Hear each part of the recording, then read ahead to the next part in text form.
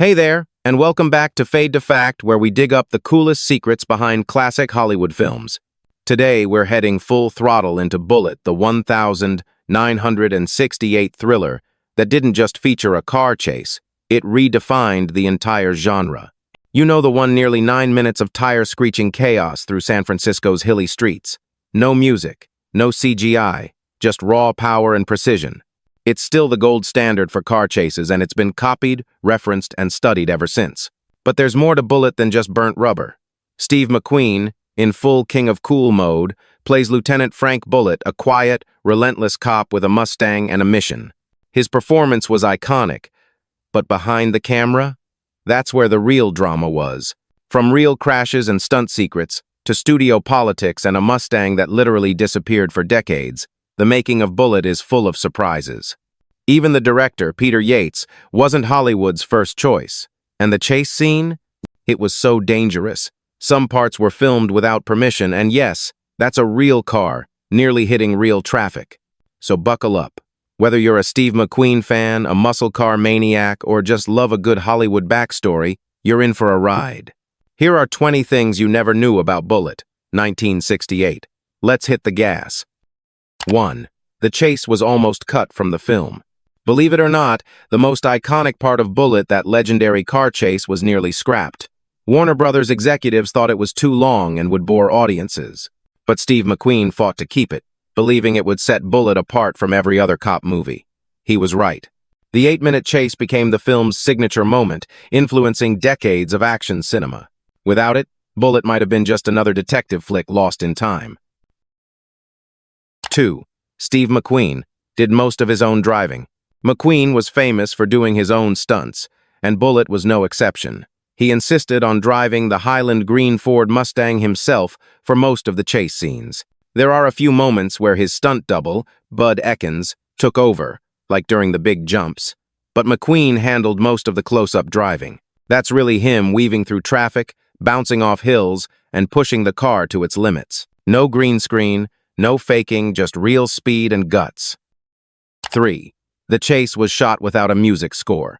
One of the boldest choices made in the chase scene? No music. Director Peter Yates and editor Frank Keller decided to let the sounds of revving engines, squealing tires, and thundering metal speak for themselves. The result is visceral and tense, like you're in the driver's seat. It was a huge risk at the time, but it paid off, setting a new standard for realism in action scenes. 4. Filming took over 3 weeks for just the chase. That epic car chase wasn't shot in a day.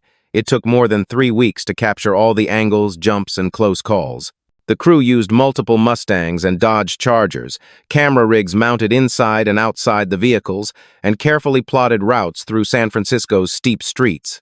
Some shots were filmed at speeds over 100 miles per hour on real city roads. Every bump, slide, and near miss was planned, mostly. 5. The Mustang was nearly lost forever. After filming, the iconic Mustang disappeared.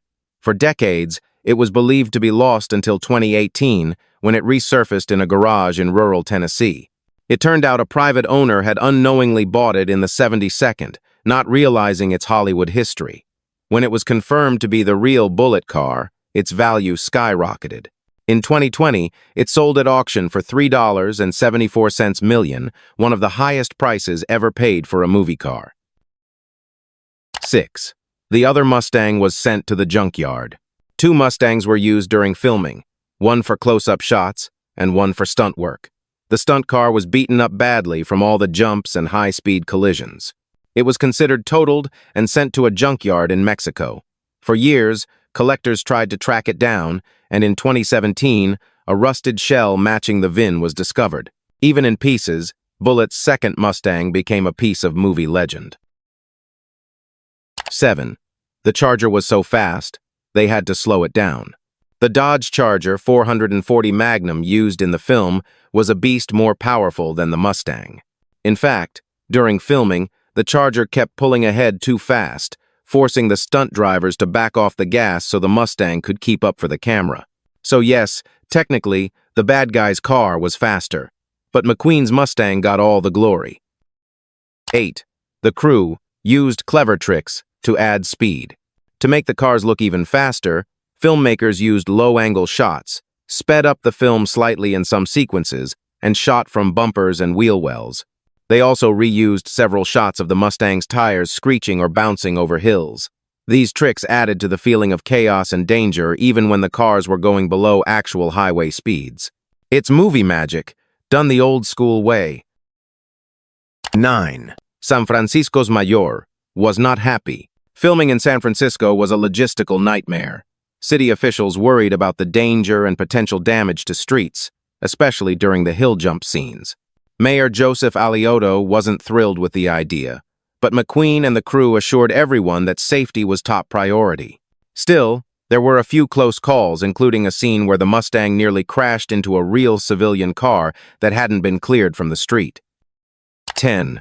One crash was totally unplanned, and they kept it. During one take, a car unexpectedly pulls out into traffic and is actually struck by one of the speeding stunt cars. The crew hadn't planned for it, and no one was seriously hurt, but the footage was so raw and real that they decided to keep it in the final cut. It's one of the most blink and you'll miss it moments in the chase, but adds to the gritty realism of the whole sequence. 11. McQueen handpicked director Peter Yates. Peter Yates wasn't a big Hollywood name at the time.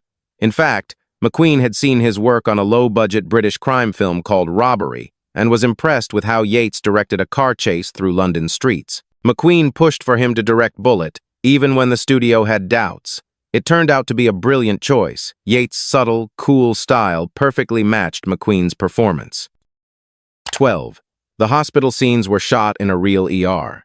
Instead of using a set, the hospital scenes were filmed at San Francisco General Hospital. Real doctors and nurses were even used as extras. The goal was to make the film feel authentic at every level. It worked. Those sterile hallways and quiet tension helped balance the high-octane energy of the chase scenes. 13. Frank Bullitt was loosely based on a real cop. Though Bullitt was adapted from the novel Mute Witness, the character of Frank Bullitt was inspired by real-life San Francisco detective Dave Toschi, the same man who would later investigate the Zodiac killings. Toschi was known for his sharp suits, shoulder holster, and no-nonsense style. Sound familiar? He even consulted on the film, and later became the inspiration for Clint Eastwood's Dirty Harry. 14. The editor won an Oscar for the chase. Editor Frank P. Keller won an Academy Award for Best Film Editing for Bullitt, largely thanks to the precision and pacing of the chase scene. He seamlessly stitched together hundreds of cuts from multiple cameras and takes.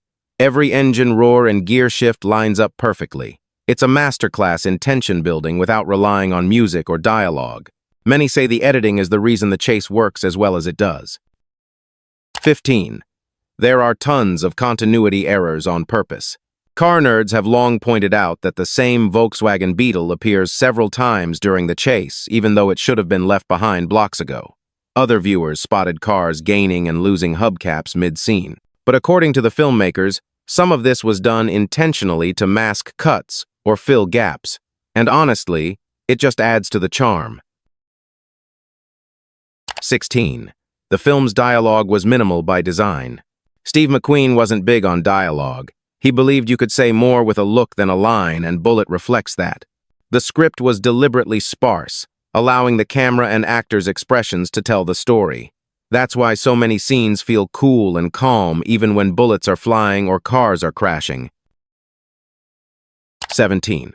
Jacqueline Bisset was cast last minute. Jacqueline Bisset played Kathy, Bullitt's girlfriend, and brought warmth to an otherwise cold, masculine world. But she was cast just days before shooting started. The producers wanted someone who could hold her own opposite McQueen, and she nailed it. Her quiet confrontation with Bullitt in the morgue is one of the film's emotional high points. 18. The opening titles are a masterpiece on their own. Designed by legendary graphic artist Pablo Ferro, Bullitt's opening credits are considered groundbreaking. Using quick cuts, zooms, and shifting text, they set a moody tone that mirrors the film's sharp, modern style. Ferro's work here would influence title sequences for decades. You've probably seen homages to it without even realizing it. 19. The film was a box office smash. Bullitt earned over $42 million at the box office, a massive haul for 1,968. It outperformed expectations and became one of Warner Brothers' biggest hits of the decade. More importantly, it helped solidify McQueen's status as a top box office draw and proved that smart, stylish thrillers had an audience. No explosions, no special effects, just great filmmaking.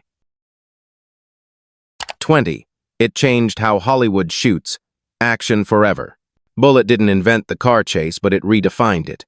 After its success, every cop movie or action film had to up their game. Suddenly, realistic stunts, practical effects, and on-location shoots became the standard. From The French Connection to Ronin, the DNA of Bullitt is still all over modern cinema, all thanks to one determined actor, a gutsy director, and a green Mustang flying down a San Francisco hill. And that wraps up 20 things you never knew about Bullitt, 1968. It's wild to think that a film with minimal dialogue, a quiet hero, and no special effects could leave such a massive mark on Hollywood. But Bullitt did just that thanks to Steve McQueen's raw presence, that roaring Mustang, and a chase scene that still puts modern blockbusters to shame. Even with its flaws, the recycled Beetle, the editing hiccups, Bullitt feels real. And maybe that's why it lasts. No flashy tricks, just craftsmanship and cool. If this look behind the scenes gave you a new reason to re-watch Bullitt, we've done our job. And if you've got a favorite car chase or a classic film you want us to cover next, let us know in the comments. Hit like, subscribe, and keep the engines running. This is Fade to Fact, signing off.